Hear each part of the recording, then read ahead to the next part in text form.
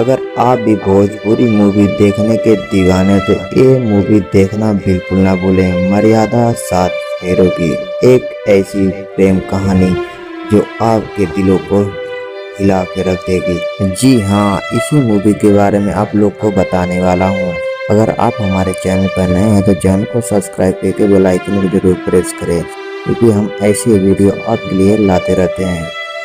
तो दोस्तों, आप लोग को बता दूं, मर्यादा 7 फेरों की यूट्यूब पर एक दिन पहले ये मूवी आ चुकी है।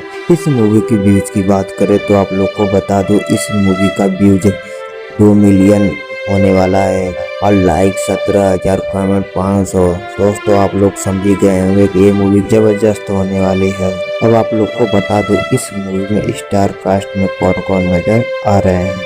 तो आप लोग को बता दो, इस मूवी में स्टार कास्ट में नजर आ रहे हैं यश कुमार, मिथिला पुरोहित, जोया खान, अनूप अरोहा, नीलम पांडे, भानु पांडे, जयप्रकाश सिंह, परी सिंघानिया, संजय वर्मा और भी ऐसे अन्य कलाकार आप लोग को नजर आ रहे हैं। और फिर से आप लोग को बता दूं, अगर आप हमारे चैनल पर नए हैं तो चैनल को सब्सक्राइब करके बेल आइकन को जरूर प्रेस करें, क्योंकि जैसे हम कोई नई वीडियो लाएंगे आपको सबसे पहले देखने को मिलेगा।